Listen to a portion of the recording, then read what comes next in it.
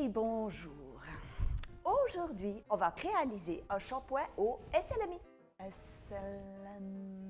SLMI pour sodium lauryl méthylisethionate. C'est quand même plus simple SLMI, non?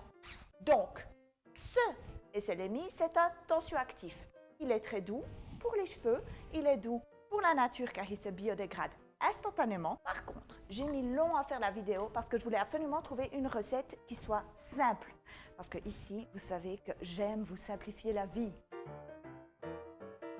La première chose à faire avant la réalisation du shampoing, c'est de mixer, donc de réduire en poudre ces gros flocons de SLMI. Ces gros flocons mettent énormément de temps à fondre si on ne les réduit pas préalablement en poudre.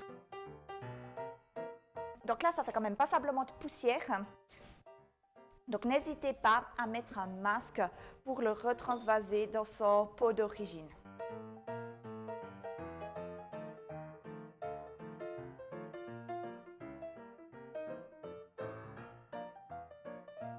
La première étape de réduction en poudre terminée, on peut s'attaquer à la réalisation de la recette. Pour ça, évidemment, j'ai troqué mon mixeur contre mes deux petits bains-maries parce qu'en fait, la recette du shampoing au SLMI, c'est comme une émulsion. C'est-à-dire que l'on a deux phases. On aura une phase aqueuse, si on veut bien, et une phase plutôt grasse avec les différentes huiles et cires qu'il faut rajouter. Et une phase C pour terminer avec les actifs et les poudres afin d'apporter vraiment des propriétés à chacun des shampoings. Évidemment, je vais vous proposer plusieurs recettes au SLMI en fonction des différents types de cheveux. Par exemple, une recette pour les cheveux secs, une recette toute douce, une recette force et volume, une recette pour les cheveux gras, pour les cheveux plutôt le cuir chevelu sensible.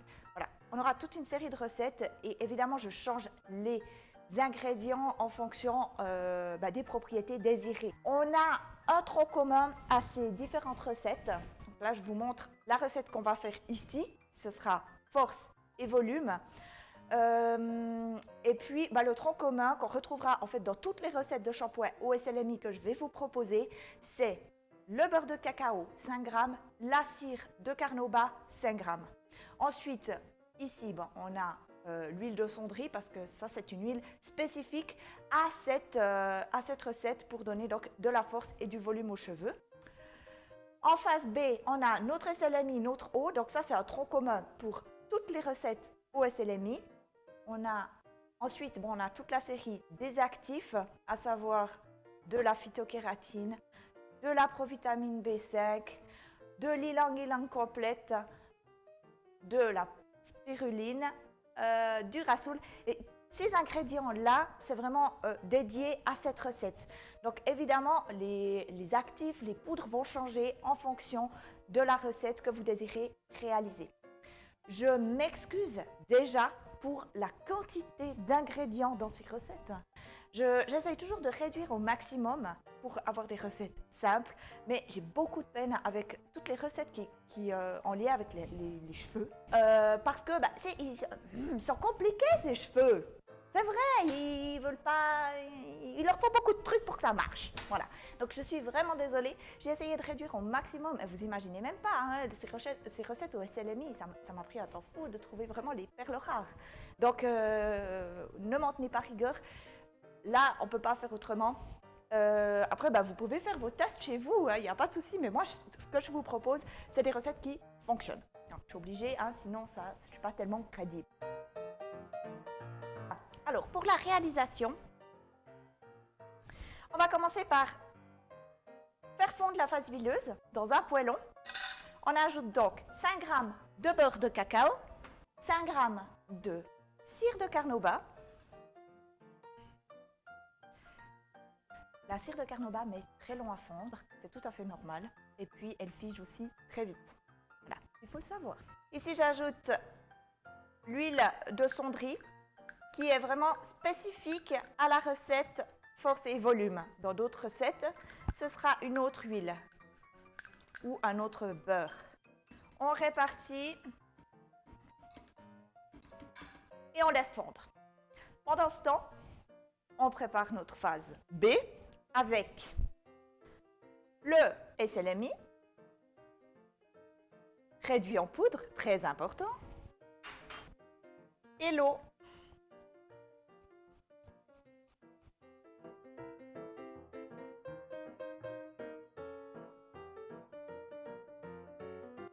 Voilà, on laisse chauffer, bien chauffer pendant 5 bonnes minutes.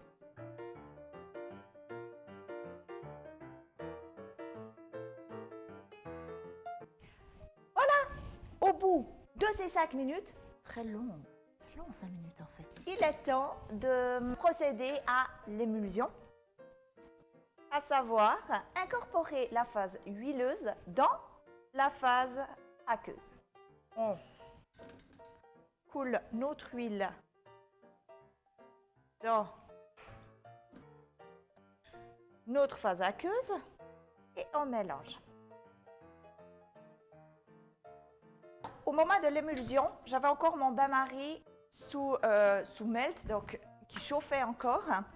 Maintenant, je peux rester sur la chaleur résiduelle, donc sans autre éteindre le bain-marie pour rajouter le reste des ingrédients qui sont quand même des actifs sensibles à la chaleur. Donc on fait attention à ne pas trop les surchauffer.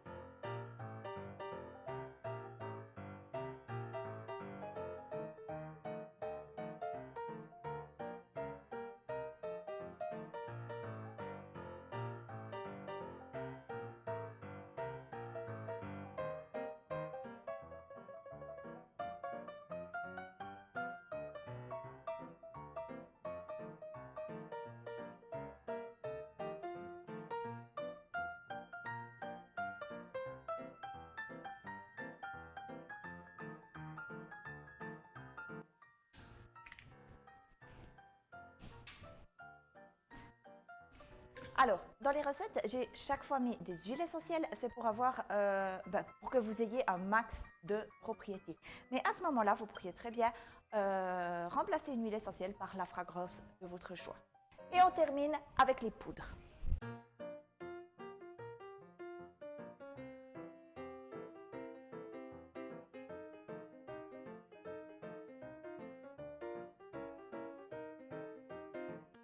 On transvase dans un moule à muffin.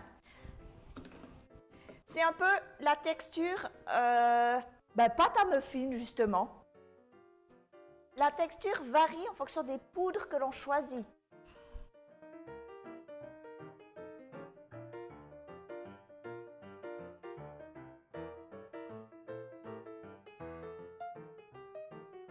Voilà, alors maintenant que notre pâte est coulée dans son moule, il va falloir attendre quelques jours, le temps qu'il sèche avant de l'utiliser. Pour le temps de séchage, donc ça varie en fonction des poudres utilisées. Bien évidemment, certaines poudres sont plus absorbantes que d'autres et puis le temps sera réduit en conséquence. Je dirais que ça va de 6 jours à 12 jours. Au bout de 3 à 6 jours, vous pouvez commencer à décoller les bords, ici, tout simplement, et le retourner pour qu'il sèche de l'autre côté. D'accord? Vous le laissez sécher. Et une fois qu'il est bien dur, comme celui-là, vous pouvez sans autre l'utiliser.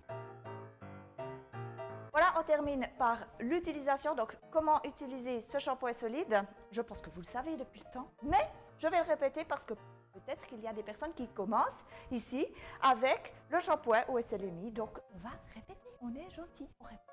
On va sous sa douche, c'est déjà, ou dans son bain, hein. C'est plus écolo la douche, à moins d'utiliser toujours la même eau dans son bain. Dans ce cas-là, c'est plus écolo un bain.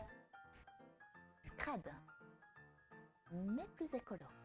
Donc on mouille ses cheveux, on frotte le shampoing, on fait mousser, on rince et c'est terminé. Très important, c'est de ne jamais laisser le shampoing solide au fond de sa douche, trempé dans l'eau, parce qu'il risquerait de s'effriter. Donc il faut vraiment simplement le mettre sur un support à savon de manière à ce qu'il puisse s'égoutter entre les différentes utilisations. Voilà, j'espère que j'ai été assez claire. Moi, personnellement, j'aime beaucoup. J'ai mis long à trouver la recette, mais maintenant, je ne pourrais plus m'en passer. Ça fait vraiment une chevelure. T'as vu? C'est pas mal, hein? Si tu dis non.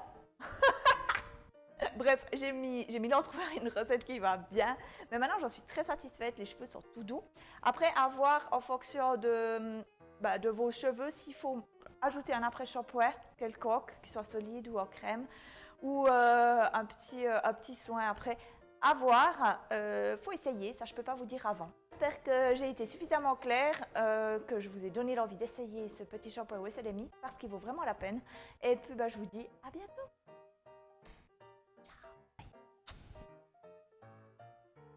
Ciao.